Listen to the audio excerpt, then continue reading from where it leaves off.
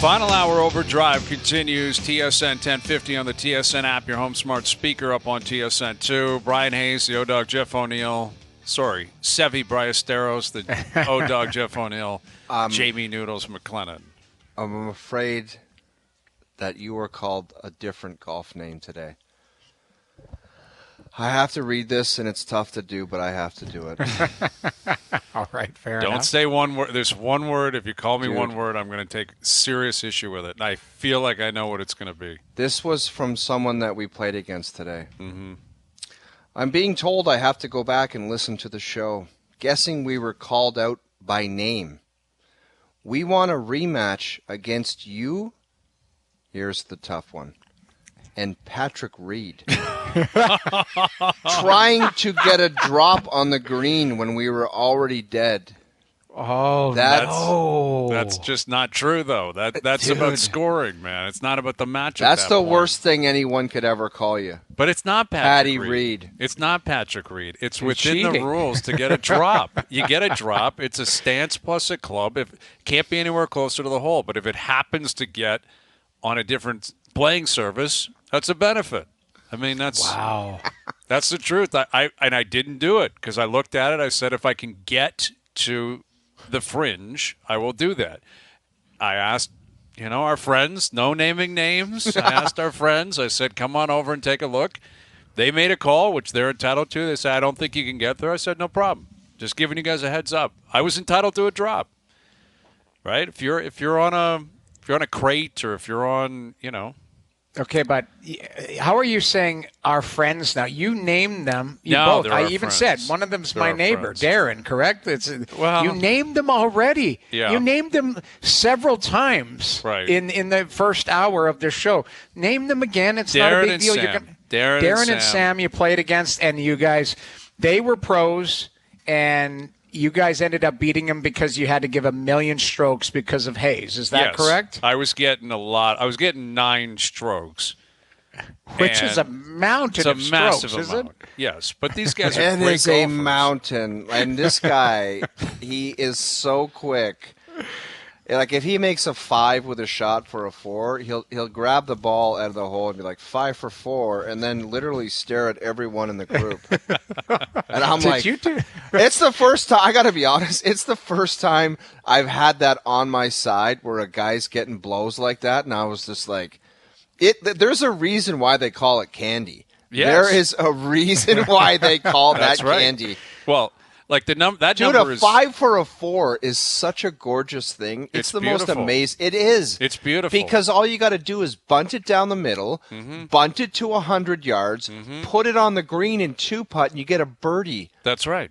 That's precisely Yeah, but- what I did multiple times, including the first hole, which is number 9 on the handicap system up there.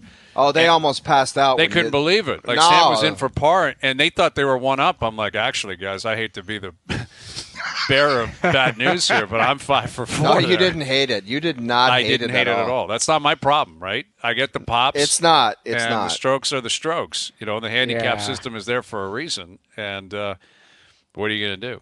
You're going to have to go but you weren't like Ronnie Trump, like taking No, a gimme no, at no. 8 feet or anything not like at that. all. I it made was a putts. gentleman's game, and we Yeah. don't want to say their names again, but we'll do it one more time. Darren and Sam. Darren and Sam. McNair and Sam Vigna. I'm Great sorry guys. about the beating we put on Great you guys. today. Great Great guys. Yeah. And that's all that matters. And a rematch whenever they want. It's all good. Okay, so if Anywhere they they beat want. you, if they beat you next time on the rematch, are you guys going to say their names, or are you just going to go, we're not talking about today? No, we'll give them full due. Right. Okay, We're men good. of integrity, Noodles. We wouldn't possibly All cheat right. anybody off a shout-out, right?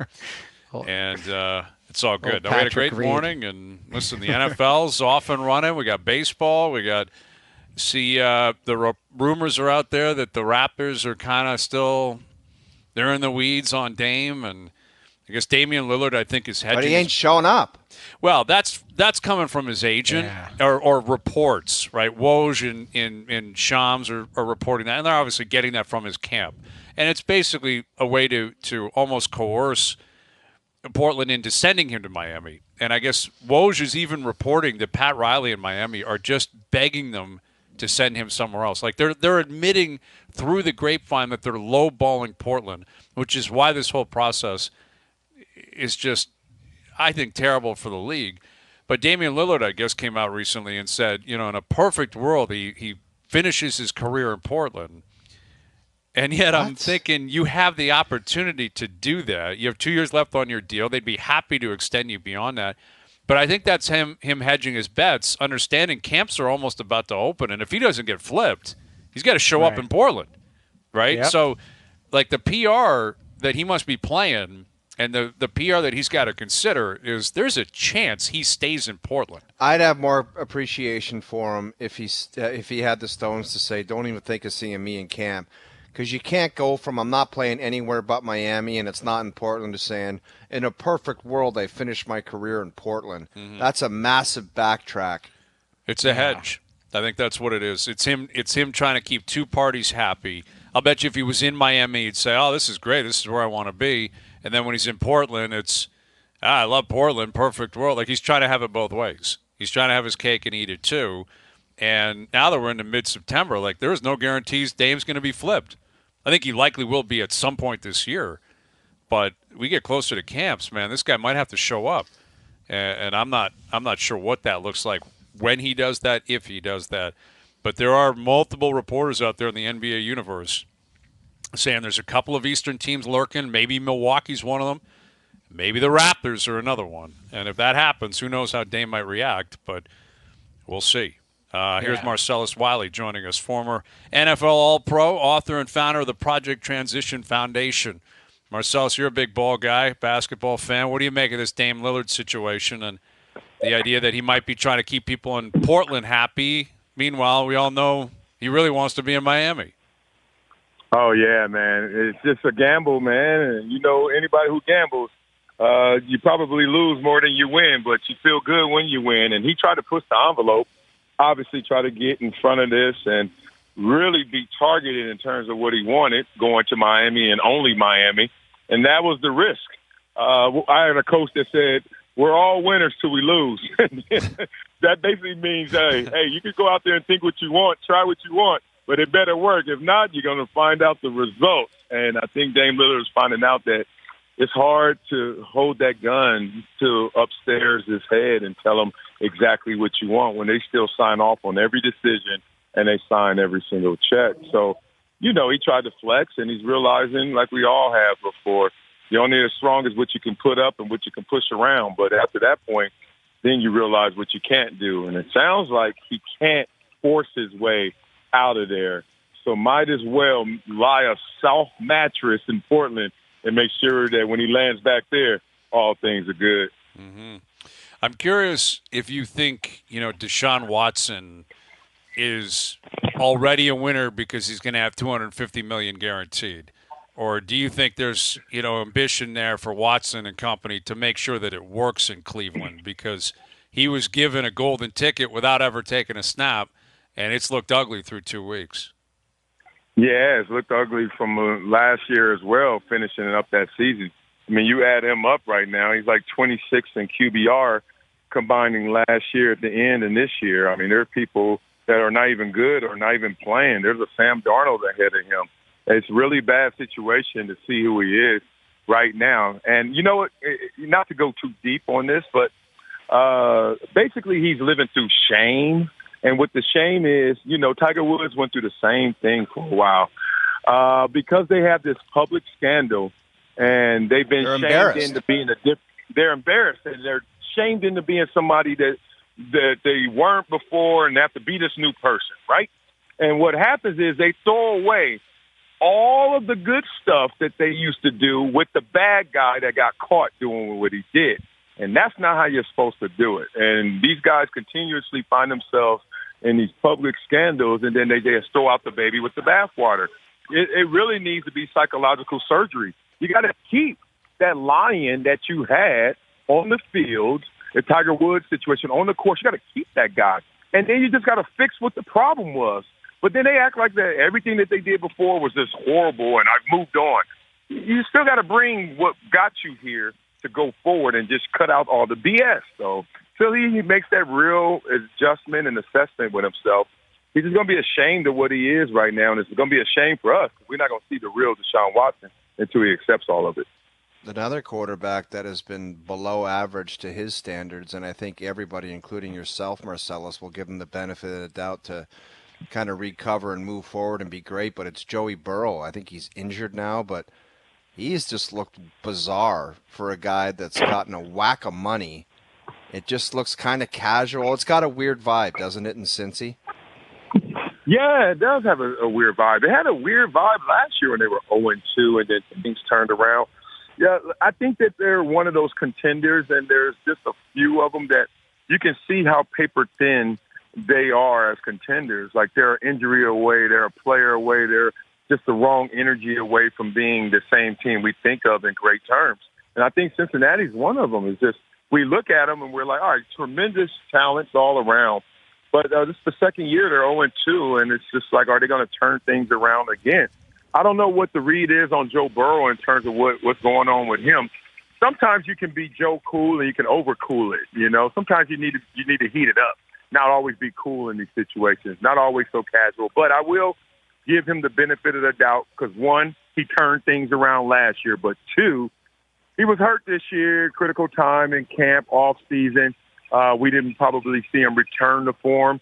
Went out there maybe prematurely and then re-aggravated the injury. So this may be a marathon we have to sit through once again to see the real Cincinnati.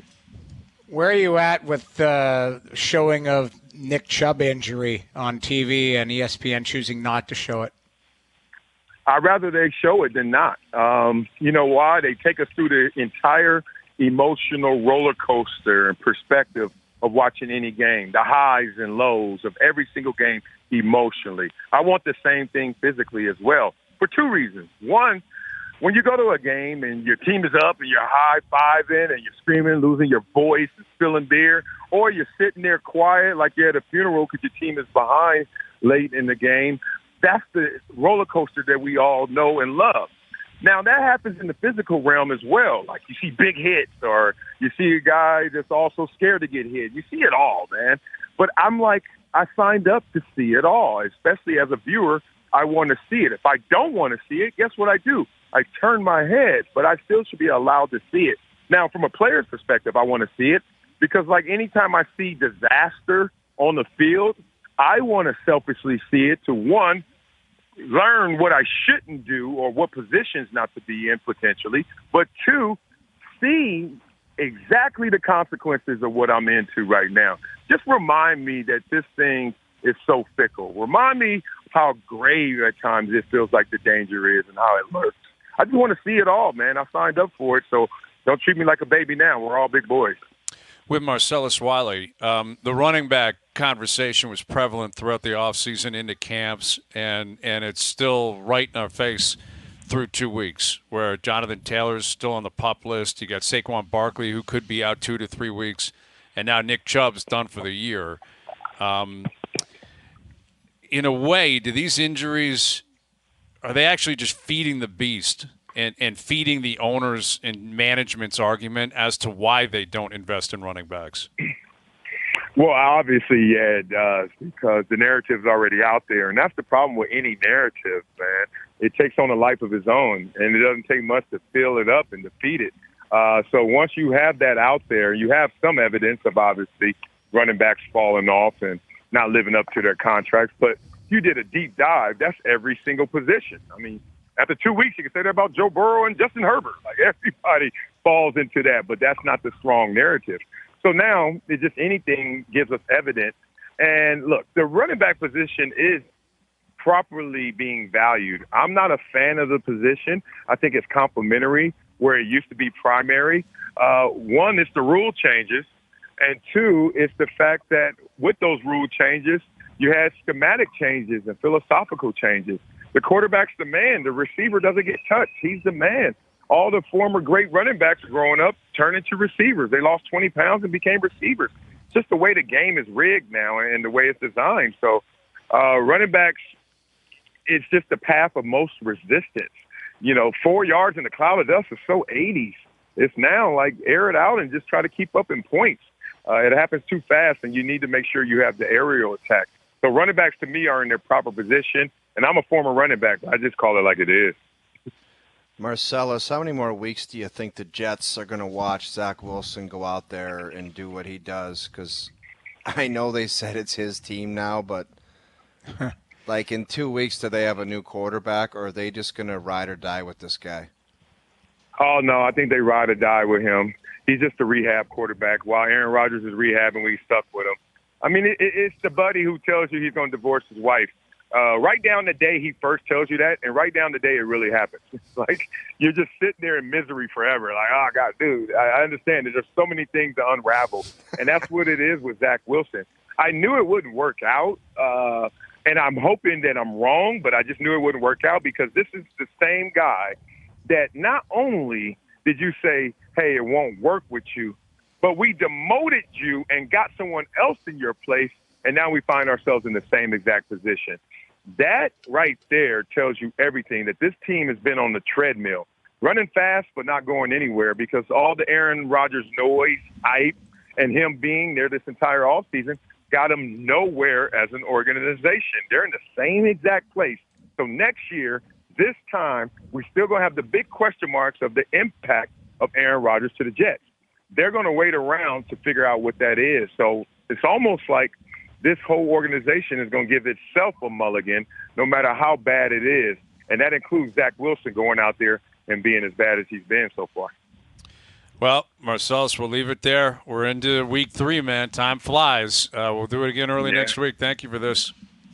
All right, send some good mojo to L.A., man. My Chargers, man, not good. Ooh, man, that's not good, isn't it? Like that What'd I tell you? What'd I tell you? Coach, he's mad already. Isn't he getting snippy with the media out there and he claiming he doesn't care about that Jacksonville game? Meanwhile, he can't stop talking about it. Oh, man, we've lost 2 close games, but it doesn't matter. And those are 2 good teams. Doesn't matter. 0-2 with a high-priced quarterback and all that talent.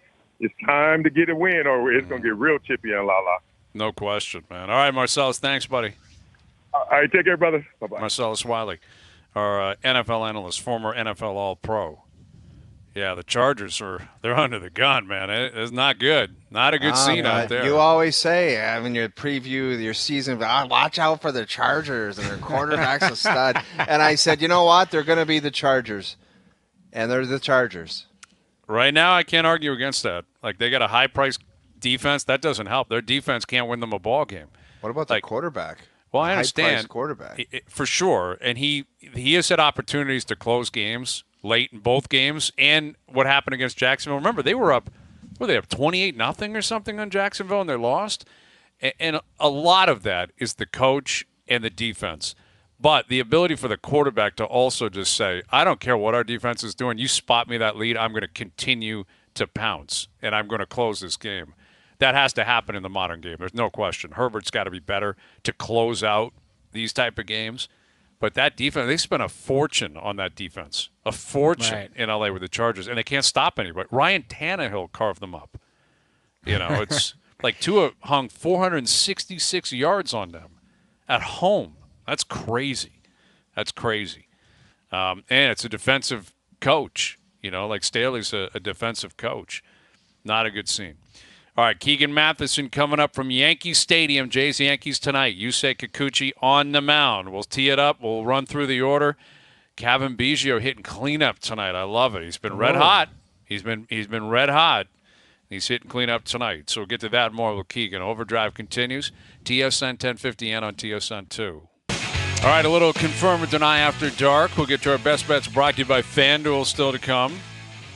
Jays Yankees tonight. Yusei Kikuchi on the mound. His stuff's been electric all year. Don't expect that to change. Hey, good response from that guy, man. Absolutely. That's all you can ask. Yeah, all you can absolutely. Ask. Listen, we've focused a lot on Alek Manoah and his story. Naturally, you can't avoid it. But what Kikuchi has done this year, considering he came into spring training and there was a legitimate conversation that he would be designated for assignment. Like, if he had a horrible spring, I think they would have just said, we got to move on. It was a poor mistake. Our bad. We invested heavily in him. He showed up with his beard. Tight pants, and he was electric. He had the lowest ERA in spring training in Grapefruit League. He was great in the spring, and he really has never looked anything but a guy you can rely on every fifth day. I like that turnaround story. We always say, Yeah. We'll kind of kick you in the junk on the way down, but we love it when a guy gets back up. Mm-hmm. Awesome. Well, hopefully we're talking about awesome story. Hopefully we're talking about Manoah like that next year. I was thinking about this today. This got Is he still getting paid? Is he still getting paid? We asked Phillips that last week. It's dicey, Noodles. When you go on like an inactive list based on your own decision. What about when you say I just can't compete and I can't pitch? But that's, I don't know how you would expect to get paid. From a contract standpoint, then he should be suspended for not reporting, correct? Mm-hmm. And not being paid. I don't know if that's the case or whatever. And it's not my money. I'm not trying to take money out of his pocket. I was just thinking about that today. Where if a team assigns you and you're supposed to go down, that's your contractual obligation. And when he says, no, I'm not doing that, and I'm taking my ball and going home, I don't know if they would be paying him for that. Well, my impression, based on what I have heard with people we've had on and some of the stuff I've read, is it's kind of up to the team because there's no salary cap. He's not a hit on the salary cap. And because he's a guy that they still have faith in and they're invested in, right? If this was someone that they were just getting rid of and for whatever reason we're sending him down and he said no, they might be vindictive or they may just say, hey, listen, letter of the law, you don't want to play. You're the one choosing not to be active. We're not paying you. But I get the impression like the Jays still want to make him happy as they possibly can. I'm sure they're very frustrated, as they should be. But they don't want to completely write off the relationship, nor should they. And if it means, fine, you're not playing, the rest of the season's a write-off, but he's not making a lot of money, relatively speaking, anyway. Right? He's not making a lot of cash. I think he's making like $790 or something. Yeah, I would guess they're paying him. But it's a good question about when he hits arbitration. When he becomes arbitration eligible, what's that even going to look like? And on the docket, you mean, when they refer back to it? Yeah. I mean, Not good for him. And generally the process is based on what you've done the year before. And, if he gets back on the mound and pitches well, then it's very possible all is forgotten. But I think at a minimum, the Jays are not interested in investing long-term with Alek Manoah, right? I think that's pretty clear. They're not going to – like what they did with Bichette this year. They want to avoid arbitration. They want to avoid ugliness. They just said, let's work out a 3-year deal that's fair. We have you under control for 3 years anyway. We can take you to arb every year if you want, or we can just work out a deal. They're not doing that with Manoah. Obviously, nowhere close to it. This year. No. And even after next year, I think if he comes back and has a great year next year, they'd still say, we got to wait. Yeah, we got to wait. Well, yeah. You got to keep proving yourself. You're a year removed from a disaster. Right. But then he could say, well, hold on a second here. Last season, meaning 2 years ago, I was in the All-Star game. So if he has 2 good seasons, you could be like, I've got 2 out of 3. Right. So that could be his argument. But I don't know. I think he's light years. He's Butch Goring right now. He's light years away from. Yeah. He's just made internal discussions about him signing a long-term deal into a conversation I never thought that would have ever been had last year. Mm-hmm. Yeah. No one after this year to see that turn of events. It's like a long-term deal, man. Not even close. No one would even be saying those words. Not even for close. 2 to 3 years. Even a year or two from now. No way, I think they just ride out arbitration and see where it goes. All right, Jays Yankees tonight. Let's head down to Yankee Stadium now. Catch up with our good buddy Keegan Matheson of MLB.com. What's the buzz like down there, Keegan, coming off a day off and a sweep against the Red Sox over the weekend? It's interesting, guys. Normally this time of year we're talking about a Yankees team that is running at the division or running at the wild card. So it's on the other side of that. It's a bit strange, but the Blue Jays have it all in front of them right now. I tell you, this lines up as well as it could for them with Seattle playing Texas a couple more times down the stretch here. It is sitting right in front of them right now. Keegan, before we get to the nuts and bolts of it, is there anything offered at Yankee Stadium food-wise that you like to get involved with? Fellas, let me tell you, this is my favorite road trip because that's the only thing I care about, okay? It's, when friends hear that I'm going on the road, they like to recommend nice dinner spots, tourist attractions. Let's be honest. I'm at the ballpark. I'm at the hotel. And maybe I'm at a local family business from about 11 p.m. till they make me leave. Right. And the ballpark here, fellas, the number one meal in baseball, I tell you. Tell us about it. Tell us about it. Today, I believe, is taco night in the press box here. Man. A very nice spread. But what you have to respect, I think, number one about Yankee Stadium, they keep the chicken fingers, the sandwiches, the burgers rolling right through the game. Mm-hmm. And, I'm not a small man. Sometimes I like to go back and take a second look at things, and this is as good as it gets, the gold standard. Isn't that hang on a sec. Are you allowed to bring, like, a truckload back to where you're sitting, or is it just eat at the buffet and then cut it out during the game? Or you can just take a massive feed bag to where you're sitting? You know what? We're a pretty small group on the road. And most of these people, I've given up trying to impress them at this point. They know who I am. So you can take a little bit back here. It's not too far. It's in the back of the press box. But they know how to do it right. They treat us, the media, the most important folks in the stadium, of course, they treat us well. Yeah, I think that's the definition of class. When you have like a themed evening where it's tacos, but then on top of it, they're like, if you want chicken fingers, burgers, like, we'll have it all for you. Just do that as an appy, though. A little finger for an appy, maybe a burger for a dessert, mixed in with a few tacos. Man, now we're talking. We're ready for a ball game. Here's what I would do. I would do a dog because you're at the ballpark. I would do 1 or 2 chicken nuggets with a couple fries mixed in, and then I would load up a 10-pack of tacos and absolutely go nuts. Anyway, let's get to the ball game. Let's get to the ball game here. All right, Keegan. We were talking about Yusei Kikuchi earlier and how good he's been and the confidence. And I'm curious, if you get to talk to John Schneider on a day he's starting or Pete Walker on a day that Yusei's on the mound, how different their attitude is this year compared to last year. Oh, completely. My goodness. This is such a good example, guys, of what it looks like when a pitcher's confident. It reminds me, and not directly, not exactly, but it reminds me visually of when you would see Robbie Ray pitching in that Cy Young year. It was a guy who was just so aware that he was on, and he was going to throw his fastball, and if you hit it, cool. If not, he knew it was happening. You see Yusei so confident right now, and it's completely different from last year. He really wore it last year. He felt it. He was not a guy out there rolling his eyes after starts. He really felt it emotionally last year. You could see it. This year, he has a life in him. He is spinning and pirouetting off the mound. It looks like he's dancing half the time. It's a guy who is pitching with joy and with confidence again. And that allows John Schneider to have, some joy watching him. That probably didn't happen a lot last year.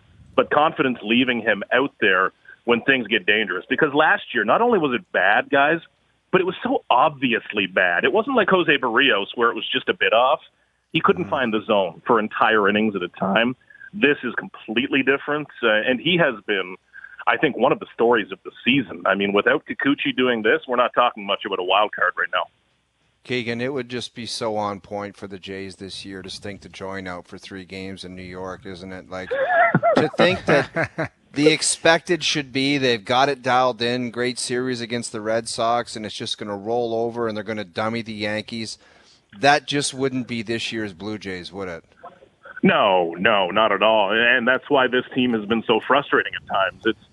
It's amazing to talk about a team as a frustrating team, and they have been, when they are today in a postseason spot and maybe headed for 90 wins. But it's a matter of expectations, and it's a matter of who you are going to be in October if you get there. I think every single conversation about the Blue Jays only matters if it's related to October. And when you get there, you don't get to have that off series. You don't get to have what they did against the Rangers last week with 4 consecutive losses. When that happens, your season's over, period. You're toast. And we've seen some ugly runs from this team lately. We've seen some very good ones. But who are they? What is Blue Jays baseball this season? I think we're still figuring that out. Maybe you find it out these next 3 days, these next 12 games. But you're right. When you look at how this season has gone, nothing is simple, and when it's put in front of them, there have often been a few stumbles. So this is a real big one against the Yankees team that by no means is just going to give it to them. With Keegan Matheson, looking at the lineup tonight, they got Cavan Biggio hitting cleanup tonight. Like, I'm getting flashbacks of, 2019 when they were saying this is going to be Bo's team and Vladdy's team and Cavan's team.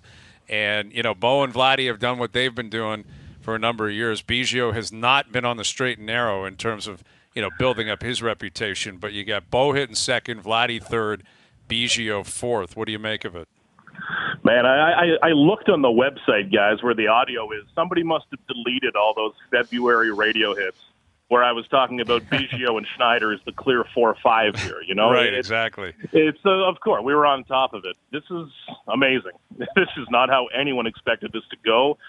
But Biggio, to his credit, has looked a lot better lately. And like you mentioned off the top there, with him and Bo and Vladdy, yeah, they were supposed to be that big three, but I think what you're seeing now is so much closer to reality for Cavan. And this is a guy who, even when he was playing really bad baseball earlier this year, I would say, yeah, it looks bad, but I cannot overstate how much the Blue Jays like Cavan Biggio. You're talking about coaches, you're talking about the front office. So even when the numbers weren't there, I trusted that he would stick around and get opportunities because they love how he sees the game. They love his mental game. You've seen that show up a bit more lately with how he can move through a game, and is one of the more interesting guys to talk to on the team, frankly, in my job, or when he talks about baseball. So this has been an incredible run for him, a bit unexpected, but full credit to him for doing it, because it was not there earlier this year. And I think this is one good move that John Schneider did too. I remember back first month of the season, Schneider saying, I talked to Cavan the other day and I told him I'm never giving up on you. And you're seeing a bit of that reward right now. Yeah, and Cavan Biggio will play first tonight, so that means Vladdy will DH coming off an off day, and that's about getting the certain bats into the lineup. Schneider's going to play second. Bichette will stay at short, and I think everyone understands Bo is not at 100%, and his statistics would indicate that. His numbers at the plate in September have really, really dropped off. I'm not sure if you've spoken with him today, but any reason to believe he's feeling better, coming off an off day, and, maybe something could spark at Yankee Stadium this week? Yeah, off day helps for Bo, but he's clearly not at 100%. When you look at either physically or also getting back into the swing of things with a very unique swing that he has, trying to repeat that, and also seeing live pitching. When you jump back into game action without a rehab assignment, without facing live pitching, batting practice doesn't get you ready for that. Hitting off a tee does not get you ready for that. So with Bo, what I always look for is that opposite field hit. His classic hit, 15 years from now maybe when they're playing a highlight reel of Bo's career and you look back on Toronto, I think the classic hit of his is that slash down the right field line, sneaking it past that first baseman. That's what I look for Bo. Not a hard double, not big power, but driving it the other way is a real signal for him. And when this team is at its best, and if this team wants to be at its best, Bo has to be the guy. He is such a special player and does so much that this team desperately needs at the top of that lineup. He can be the face of this team. I believe he is, but he's really battling through it. Well, 8-4 gets them in, Keegan. Yeah. I'm sure they're all going to pay lip service to not paying attention to Seattle or Texas or Houston.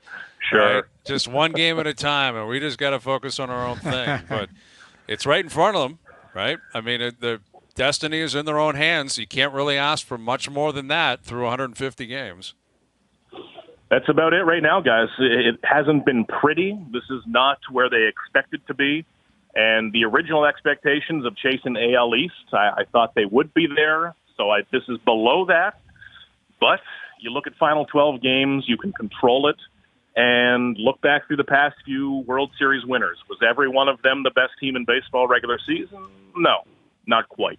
You can get hot at the right time. And my God, if we had $1 for every time we've heard the Blue Jays are close or it'll happen soon, none of us would be doing this right now. But maybe it's going to come. Maybe it's this week. Well, Tacos, buddy. Tacos. Yeah. Tacos. Enjoy yourself. Give us an update, and we want to know how you're feeling post-game. No, tomorrow. I'm going to go control what I can control in that room over there. All right, pal. Make your presence felt. Don't let those New Yorkers be too loud or bossy, right? You get in there. That's you do what you okay. gotta I do. think I'm bigger. All right, buddy. Take care, guys. Good luck. Keegan Matheson, MLB.com. That's a veteran on the circuit when he knows what's up. Like, forget New York. You're in New York, man. It's a beautiful week, September. There's a lot of life down there. And his concern is tacos, chicken fingers. I think care he of likes business. to just get onto the feed pregame, do the game, do his job, clean that up, and go to a neighborhood pub and just relax. And you know what I mean by relax. Well, he said that 11 p.m. until whenever they asked me to leave. But I love how he delicately said, like, I'll go take another look for a second. What did he do? Like almost like a second peek, a drive-by again, like see what else seconds. is going on.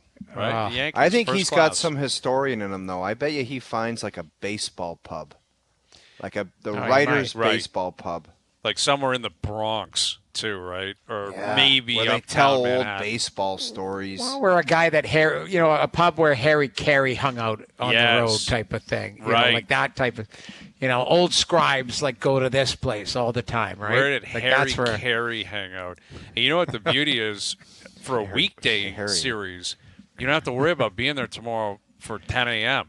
There's no 1 o'clock first pitch. It's a 7 o'clock first pitch. Dude, they are there a boatload of time there. They got a weird baseball schedule's a weird schedule.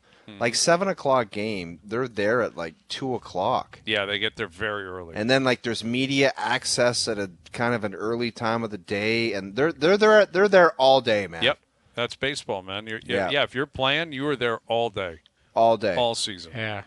And that's why at the end of the season, when it's over, they are gone. There's no hanging around for golf tournaments or meetings. Man. There's no exit meetings, nothing. No, they are See you later. I'm out of here. We'll see you in the spring. All right, thanks to Keegan. We'll come back with our best bets brought to you by FanDuel. Little confirm or deny after dark as well. Overdrive continues. TSN 1050 and on TSN 2. All right, today's best bets are powered by FanDuel. Make your picks and assemble a same-game parlay in seconds on the FanDuel Sportsbook app. Got Bo Bichette registering a hit. I know he's been struggling. But day off, Yankee Stadium, I think he comes alive tonight. Rays money line, Mariners money line. I know people don't want to hear that, but they got to start picking up some wins. Like, they've been so bad. They're playing Oakland. Oakland's actually been playing spoiler. We always talk about that.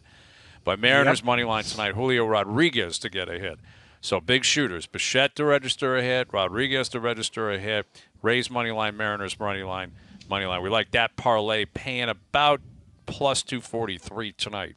Today's best bets powered by FanDuel. The first inning means as much as the ninth when you bet baseball on the FanDuel Sportsbook app. Please play responsibly. Must be 19 plus and physically located in Ontario. All right. You guys want to fire up a little confirm or deny after dark? Or? Of course. Yep, let's do it. Of course. All right. We can do that. All right, let's get to one here. Confirm or deny. I was reading today. I didn't realize. I knew it was a ton of goal scorers in the NHL last year, but TSN.ca had a great article and bid on how many players were scoring, how many, really electric seasons there were last year. 19 players had 40-plus in the league last year. A lot of guys had 50-plus, and multiple guys had 60-plus. So will that trend continue? Confirm or deny? 20 or more NHLers will score 40-plus this season. I'm going to confirm it. Guys are so good, they're so talented, and the rules don't allow for the hooking and holding. And there are so many power plays. I don't like watching it. We've discussed it in the past. The best players are put in odd man situations a ton in the modern game, the game right now. A ton. 5-on-3s, 5-on-4s. Too many nights in the regular season, it's literally a skills, a special teams contest. Yeah, it is. And that's just the way it is. And it's like, you're not putting your fourth-line guys out in the power play. You're putting Austin Matthews, you're putting McDavid, McKinnon, Kucherov, and company out in the power play. And they will continue to rifle it home. That's just the way it's going to be. I confirm it 100%. Yeah, I mean, goal scoring is up. It's at a premium. The league is full of talented people, Give you 20. You said 20 people that 20 score 40 guys. or more. Last year there were 19 players that scored 40 plus. Like 40 still, that's a big number, man. It is a big number.